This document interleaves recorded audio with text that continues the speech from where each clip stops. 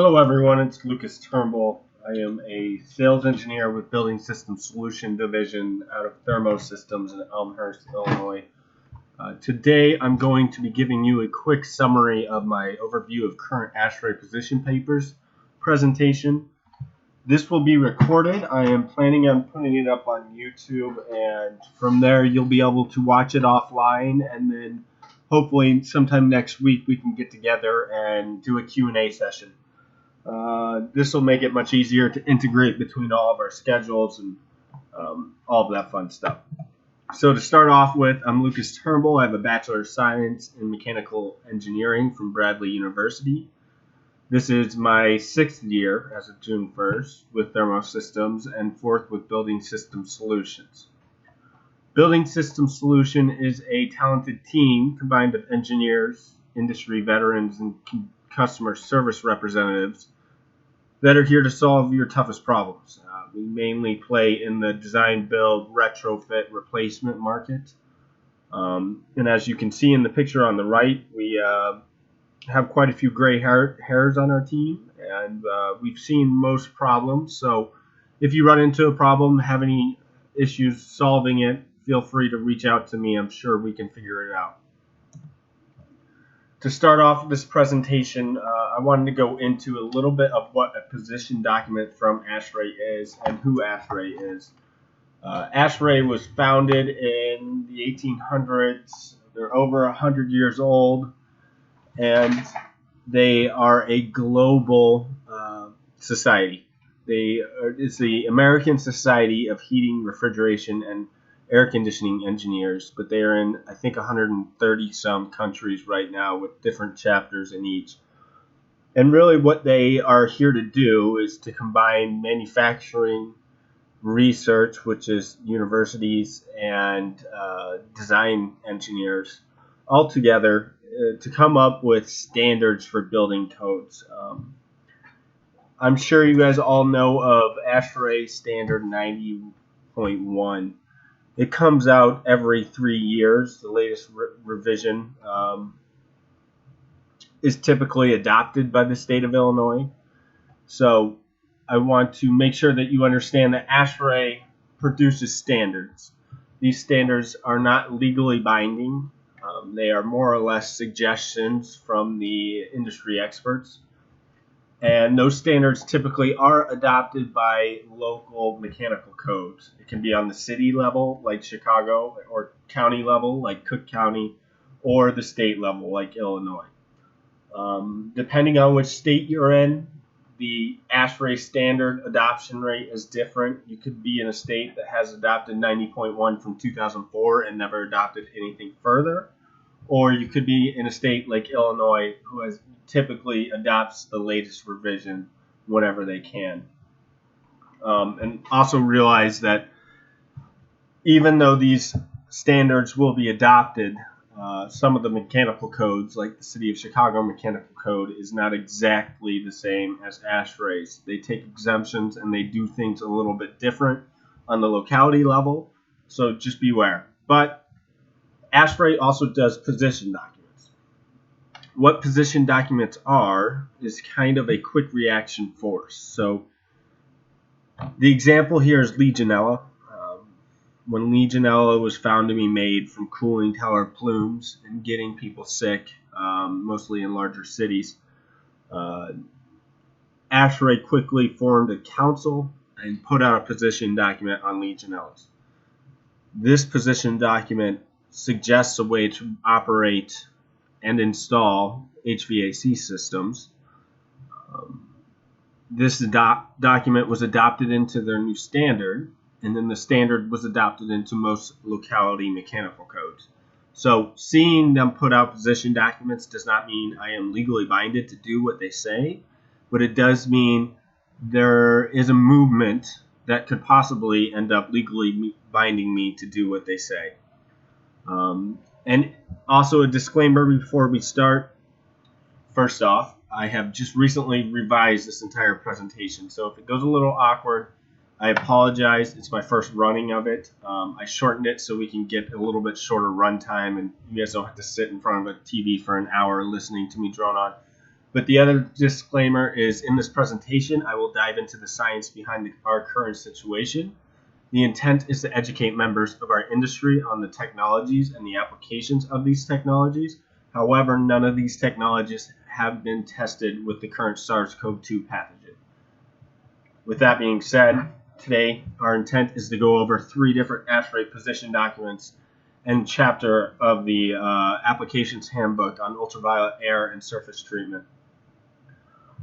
I'm just going to generalize the 3 position documents with a few remarks on each one, and then kind of combine all their information. The first time I did this presentation, I would go bit by bit through each one, and I thought that was a little cumbersome, and they would repeat themselves a lot. So I tried to edit it a little bit.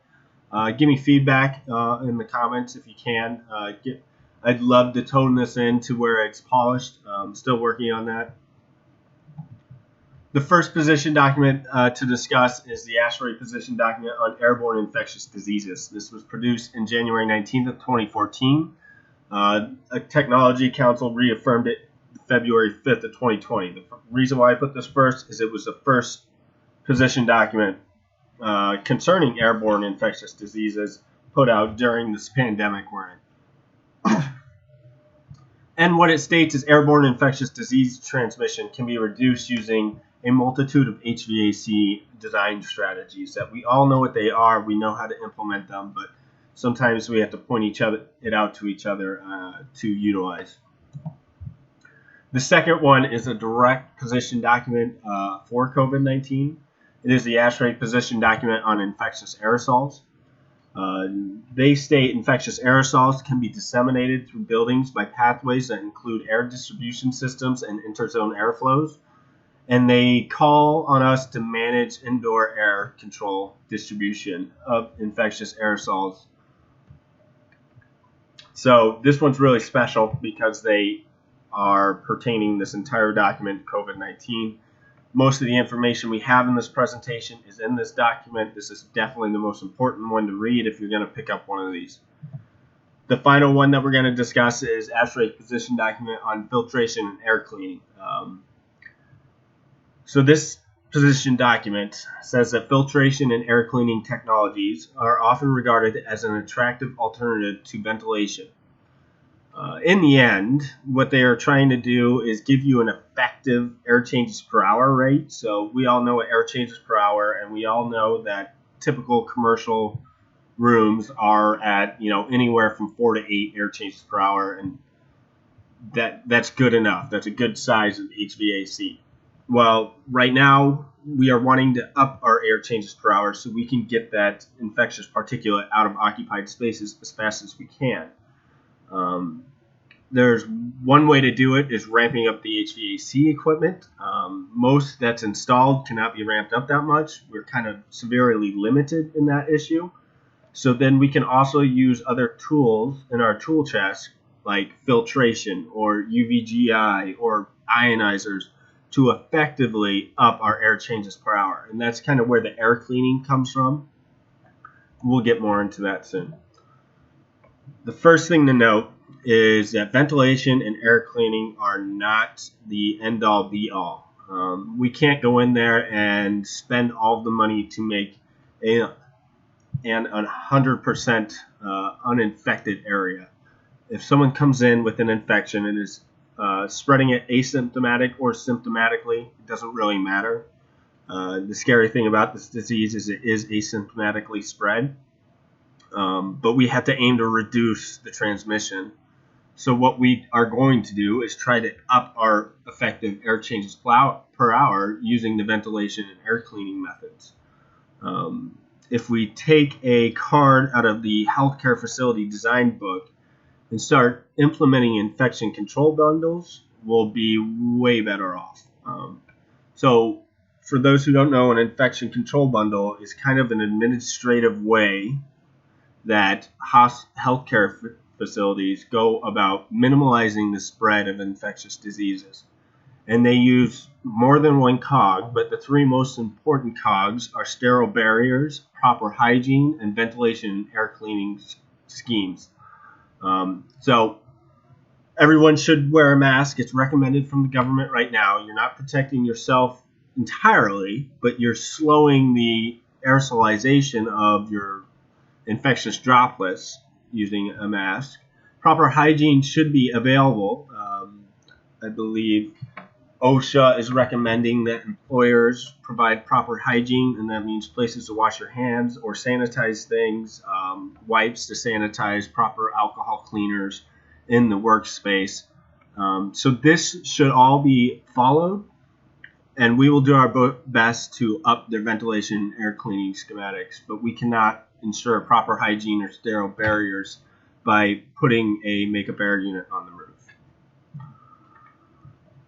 So the first thing I want to talk about directly from one position document is the two statements they make on COVID-19. The two statements they are making is quite a large statement. The first one is transmission of SARS-CoV-2 through the air is sufficiently likely that airborne exposure to virus should be controlled. The second one is ventilation and filtration provided by HVAC can reduce the airborne concentration of SARS-CoV-2 and thus the risk of transmission through the air. So what they are saying here is that this is an airborne disease. We're no longer going to do droplet protection. We are now going to move into airborne protection. Airborne protection requires infectious control bundles that include HVAC and proper filtration and upping effective air changes per hour, as well as personal responsibility of proper hygiene and proper PPE. Working in the construction industry, I know you guys know how to follow PPE guidelines, but for the general public, it's going to be a new thing. So we'll see if they follow it. I suggest you guys follow it, and I also suggest you guys go out in the field and enlighten the end users on our ways to solve their HVAC and air cleaning problems. So the issue here is they just marked this as an airborne infectious disease. One of the documents kind of goes into the science behind what is the difference between airborne and droplet, and it's pretty well stated on these two pamphlets.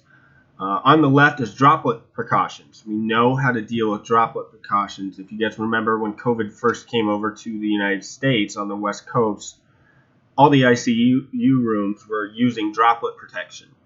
6 feet barrier, isolation, proper PPE, gloves, face mask, gown, booties, all that fun stuff. But at least there it's contained within a room. Your chance of being susceptible to this virus is only when you're inside of that room.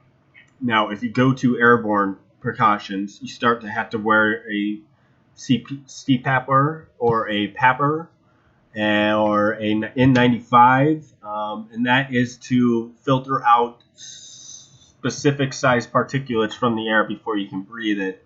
It also makes you put the room under negative pressure and hygiene as well.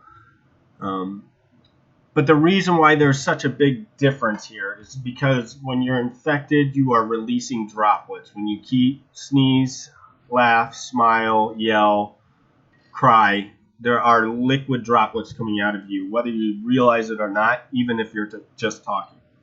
Most of those droplets are on the micrometer scale, but they're in the 100 micrometer scale, roughly. Now, you can emit small or large droplets, and a large droplet would be over the 100 micrometer, and I think a small droplet is defined as 50 micrometer. The problem being is something that they call droplet nuclei, and that is as you emit these large and small droplets, they desiccate or they evaporate all of the water content, and so they lose their mean mass diameter, and they can lose up to they can become 10% of the size that they originally were pretty quickly given the correct ambient conditions. The study shows, I've read multiple studies and they don't all have the same dimensions, but the study shows if it's below 80 micrometers roughly, the droplet will desiccate to a droplet nuclei, which is on the 10 to 5 micrometer scale, before it hits the ground. And these droplet nuclei can stay in the air for 11 to 40 hours, depending on how small it actually gets. I believe I left this slide out, but there is a slide that shows at 100 micrometers, that droplet will fall to the air due to gravity within 6 feet. Actually, let's see if that's the next page. Yes. So it only stays suspended for 6 seconds. A droplet that is 1 micrometer will fall out of the air after 11 hours. And if you get to half a micrometer, it's 2 days. So in this report, they go into how airborne dissemination is propagated. And they will come up with ideas of how to combat this type of desiccation, or the idea of upping your air filtration or effective filtration to get your air changes per hour up. When I go through all of these things that they have recommended, I'm going to adopt what they have adopted, which is the Agency for Healthcare's Research and Quality rubric for expressing scientific certainty. So on an evidence level A through D, evidence level A is strongly recommended. They have a lot of evidence for it. Evidence level B is recommended. There is some evidence for it. Evidence level C is no recommendation. They just put their hands up. Evidence level D is recommended against. And they throw in evidence level E if they don't have any data on it. So they're not even going to discuss it. The first thing they bring up is dilution ventilation. So in the end, the solution to pollution is dilution, correct? They give it an evidence level B because I do not believe that they have too many specific studies that are looking at the spread of infectious diseases and the amount of outdoor air you bring in. But they do bring up one very good point. And that is when you're modeling the mathematical model of airborne infection, as you see on the right-hand side, you have an equation. And the equation doesn't matter, don't get scared. But the number of new infections, which is C, is equal to the number of susceptible people times the probability that they will get this infection. The probability of itself is a function of volumetric flow rate of particulate-free air, so clean outdoor air, uninfected air. So that's what we're going to be dialing in on in dilution ventilation. If we increase the volumetric flow rate of outdoor air or pathogen-free air, we effectively decrease the probability that a susceptible person will be infected. There is something that they note in here that demand-controlled ventilation should be used with caution, but I would like to kind of express demand-controlled ventilation, for those who don't know, is ventilation algorithm that uses a CO2 monitor in the space for the most part. And it monitors CO2, and then it runs the outdoor air damper, so it decides how much outdoor air is being brought into the system based on the percent occupancy of the occupied space. So say the room has a maximum occupancy of 350, but it only has 100 people right now, and the CO2 level is low enough that the unit's algorithm is saying, well, we can go at 50% outdoor air and still probably keep up with the CO2 we have. That should be dismantled right now. We don't really care about the CO2 load. We don't really care about lowering our outdoor air percentage. We don't really care about energy efficiency. We care about lowering the probability that a susceptible person will catch this disease. The next one they go into is temperature and humidity. And they give this an evidence level B just because it has not been studied on airborne infectious RNA viruses. There has been a lot of study on hospitals and the percent of hospital infections. I can't remember what the term is. It's a 3-letter term for hospital-acquired infections, HAI. So that hospital acquired infection is pretty much an infection you acquire while you're in the hospital for some other reason. Say you go have a surgery on your knee, and then all of a sudden you have staph, or all of a sudden you have caught some sort of infection. Well, that infection, by law, needs to be cured by the hospital, and that treatment needs to be paid for by the hospital. So hospitals gather all of these extra expenses that the public doesn't really understand with their hospital occurred infection rate being so high. So one thing they're looking into is a major correlation in there. And the three parts on the screen are really what they believe are going on. And number one is they're possibly slowing evaporation from large droplets emitted from a sick person to small or droplet nuclei before it reaches the surface. So they're increasing the chance that the droplets will not desiccate by increasing the relative humidity percentage. Also, they see that breathing dry air causes desiccation of nasal mucus. It also causes desiccation of your epidermis or skin. All of these open wounds are ways for a virus to enter your body. They also note in here that RH may act at the level of the virus particle to affect its virulence. So there may be an effect of RH on the molecular scale that they just don't quite understand. As we read further, you will see that hydrogen and oxygen have a lot to play with in the chemical realm, and that could possibly play into this, but they do not specifically state it. They go into differential room pressurization. That is pretty much an anteroom. They are already used in healthcare facilities or ICU or infectious areas or tuberculosis wards. This is where you have a prep room that is at a positive pressure and a protected environment where the patient is, where the sick individual is, and they are at a negative isolation. This could also be if the person had an immune deficiency, you would put them in the positive isolation room and negatively isolate the anteroom. It really depends on what you're trying to do, but these do work quite well at mitigating infectious disease transmission as long as the negative isolation rooms are directly exhausted and not put back into the return air ducts. Filtration is an evidence level A. They strongly recommend it, and I am going to say I strongly recommend that if you have a commercial rooftop that you guys work on, and it has a MERV 8 filter, bump it up to MERV 13. I put this chart on the right-hand side to tell you why. The MERV 8 filters, they are rated for particle size ranges of 3 to 10 micrometers. And the MERV 13s are rated for 0.3 to 1 micrometer. So we're getting on the scale of the droplet nuclei with the MERV 13 filters.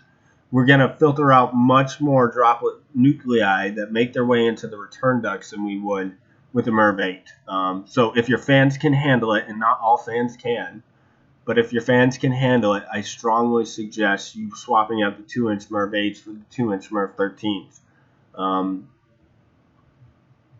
Another way of filtering the air or effectively changing your air changes per hour is using electronic filters. So what electronic filters do is they practically take energy through the form of electricity and jump it up to high electron volts range and do a bipolar discharge that charges ions in the air. What these ions end up doing is they end up attaching themselves to compounds and magnetizing compounds and then attracting different compounds. And in that way, airborne particulates can get charged together and clumped together and either fall out of the air or they can get caught in your filters much easier. They also oxidate gases, and they also produce hydroxyl radicals, which you can see on the bottom left image, the OH, that is a hydroxyl radical, which will react with the hydrogens on the outside of bacteria and viral and anything with a lipid membrane, and will pretty much open up the cell wall. In the end, these these will deactivate viral pathogens. The thing to note is that most ionizers produce a 10 million or 50 million or 500 million ions per cubic centimeter. So it's a concentration of ions that you're entering into the airstream. And there's one thing about will an ion actually interact with the particulate that you want it to react with in the airstream? I cannot say that it will. There's a probability ratio you could do there, but I'm not going to get into that math, nor do I know how to get into that math. Just understand that you have the ability to, but we don't want to sit out there and say this is a disinfection protocol. This is more of a prevention. It's to be done to increase your effective air changes per hour, not to disinfect your spaces. Another one that works quite like the electronic filters are photocatalytic oxidation methods. Typically, these are exotic alloys like the titanium acetate or the titanium oxide, dioxide. Anyways, so what these do is they, in the end, produce hydroxyl radicals that also interact with lipid membranes and kill germs, which are bacteria or viruses. And if you're using a titanium acetate filter and not using a UV light, we rely on the filter catching these particulates and oxidating them. So there's different ways you can use them. They do work, and the research points that they work, but once again, you're working into what's your concentration, and you're definitely in the area of this is a prevention measure, but it is not a disinfection measure. A true disinfection measure is the ultraviolet germicidal energy. I put two notes on here, and they are intensities. You can use either upper room UVGI or you can use an airstream UVGI. The upper room will typically be 30 to 50 microwatts per centimeter squared, where the airstream disinfection is 1,000 to 10,000 microwatts per centimeter squared, depending on the airflow and everything. I just wanted to put that on there to let you guys know there's a huge difference in intensities, and we will dive into that when we get into the applications handbook, which is now. So the first thing we're going to go into is the survival fraction. This is an equation. S is equal to the exponential of negative K times dose. So dosage is what I am looking for. When I size your equipment or your system, I am using a dosage. That dosage is the irradiance times the exposure. And understand that irradiance is pertaining to the bulb you're using. I cannot change my irradiance. I can only change my exposure in that instance. If you're looking at the world we lived in pre-COVID-19, almost all UVC lights were of the irradiance order to do coil cleaning. This is a 10% of the irradiance level you need to disinfect. And the reason being is you are changing your exposure time from 24 hours to as little as a quarter of a second. If we're doing 500 feet per minute downstream of a coil, ASHRAE recommends the minimum exposure to be 0.25 seconds or a quarter of a second. And with that irradiance, with the irradiance that we have, we come up with a certain dosage. If you want to talk offline, I'll give you the dosage numbers, but just realize we're getting that dosage number from the survival fraction. The survival fraction is using a species-dependent inactivation rate constant, or K. These Ks are empirically driven. The data comes from a few researchers doing high-level research on a lot of different viral strains and their UV susceptibility. In the end, we're using the K value plus a belt and suspender of the SARS-CoV-1 pathogen. It's been recommended to use that number. due to the similarities between SARS-CoV-2 and SARS-CoV-1. While they're not 100% similar, they are pretty close, and they're closer than we need them to be to make this correlation. So reach out to me if you want to talk more on that. So UV lights can be used in upper air UVC devices. These are pretty much lamps with ballast internally that you just mount to the wall and plug into the wall. And they're going to send out an irradiation zone. If you look on the bottom left-hand corner, this is my manufacturer's data. They have an irradiance zone that goes about 5 meters away from the light. And they have an exposure height that is about level with the mounting height of the fixture. So a maximum UV irradiance of 0.4 microwatts per centimeter squared for 6 hours at eye level is what you're allowed to have. If you get exposed to UVC light, and it really depends on your radiation dosage, but if you get exposed to it for any amount of time, you will have side effects, which would be like a sunburn or eye rash that are reversible, just like a sunburn is. It'll take a few days, but your skin will, in the end, fix itself. But just understand that this is very dangerous. It could be very painful, and depending on the dosage you get and the lights you get exposed to, it could be very, very painful. If you got exposed to an Airstream disinfection array, it would be hundreds of times worse than getting exposed to a UV light in upper air UVC devices. Just make sure whenever you're mounting these devices to keep it at a height that no person that will ever enter that room will be taller than. So if you know of a 7-footer, make sure your lamp is at least 7.5 feet. Also, understand the way these work is when people are infected, they are letting off these fomites, which are pretty much the large droplets and the small droplets, and there's spit in the air, there's different mucuses in the air from them talking, they're all aerosolized. And when they desiccate and aerosolize and droplet nuclei, they end up following the natural airflow patterns of the room. People internally are at 98.6 if you're perfect, roughly 98, 99 degrees Fahrenheit. Most rooms are at 75 degrees Fahrenheit. So naturally, whatever leaves our body is going to be warmer than the surrounding area, and it will have a lower buoyancy. So then it will raise to the top of the room. This is what you call natural convection in your spaces.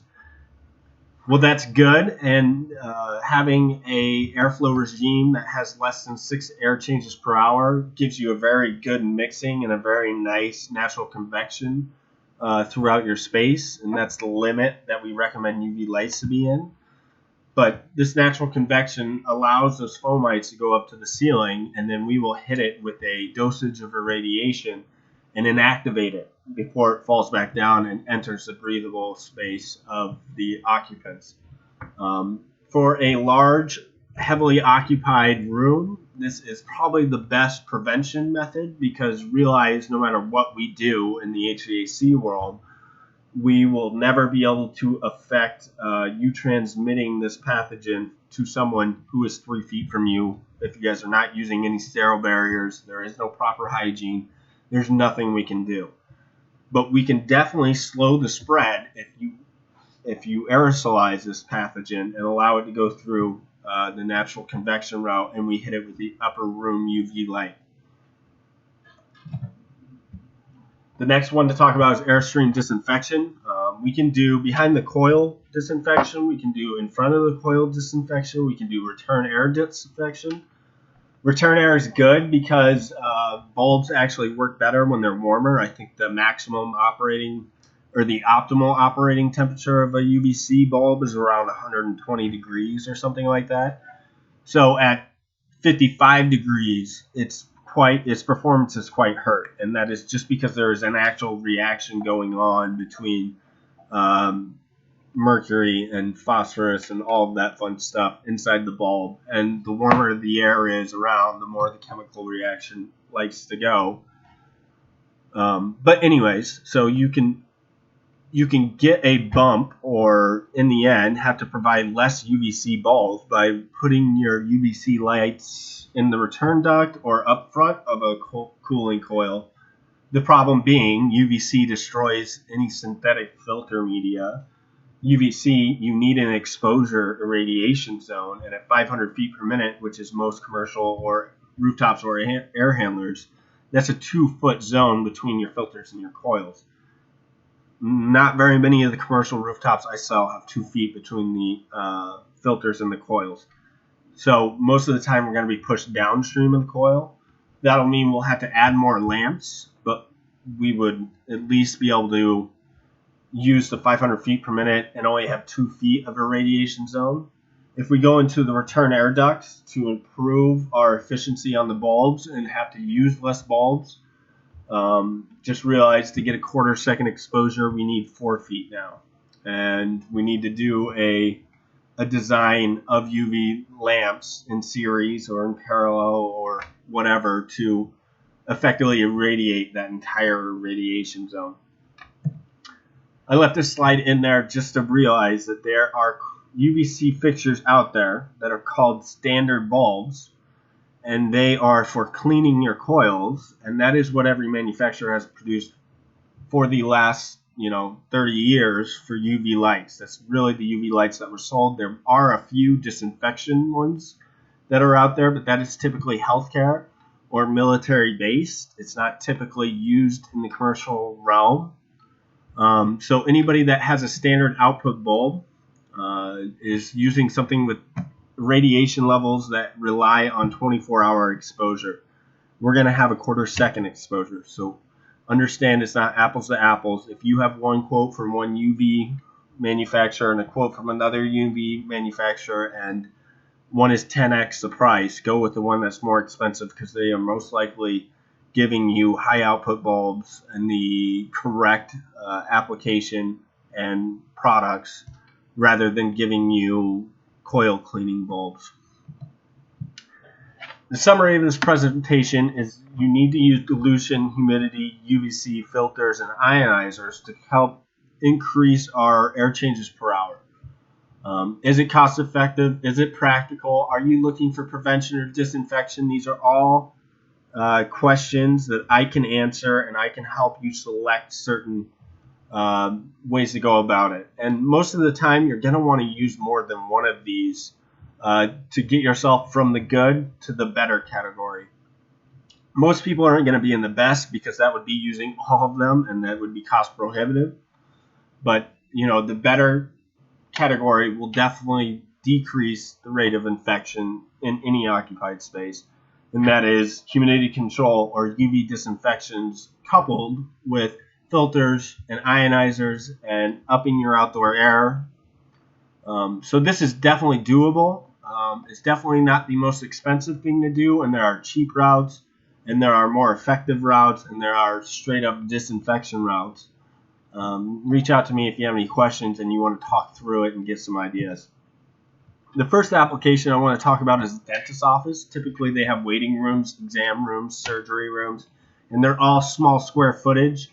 And you have to think the person that is getting the surgery or getting the examination has his mouth open for most of the time that they are doing these procedures. I know when I go to the dentist, I just wait until I feel like I can't hold my mouth open anymore. I feel like that's all I'm thinking about while I'm laying down is keep your mouth open, keep your mouth open. It's almost like running, where I have to keep telling myself to do something. But in the end, they typically have lower air changes per hour. They're not medical grade ICU rooms or anything like that. We recommend using higher filtrations.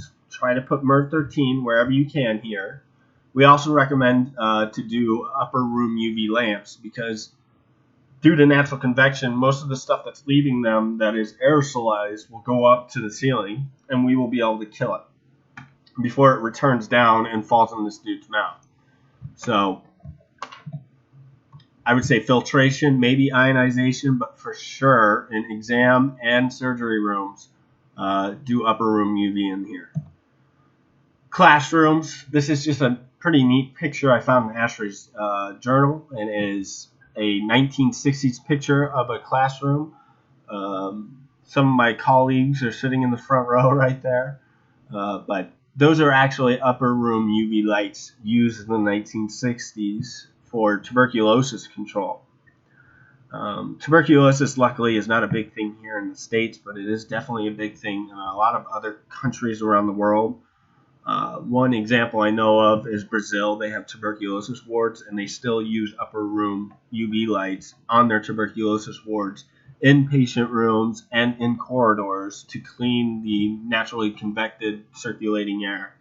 And also think that in the United States, typically we have a system set out that has terminal HVAC in space. So you do a makeup air unit for all of the, combined spaces, the hallways, the gym, the cafeteria, blah, blah, blah. You use rooftops to cool those areas, or air handlers.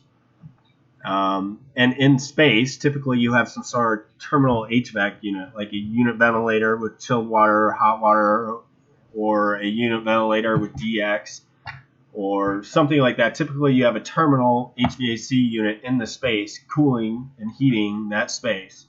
And those are typically very compact so that they save on square footage.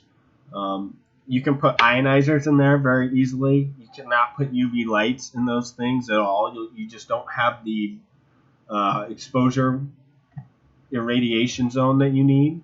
So you can put UV lights in as upper room UV lights. You can increase your filters. Typically they have really bad filters on those, and they don't have fans that can hold MERV 13s, but they might be able to go from a MERV 4 to a MERV 8, which is something.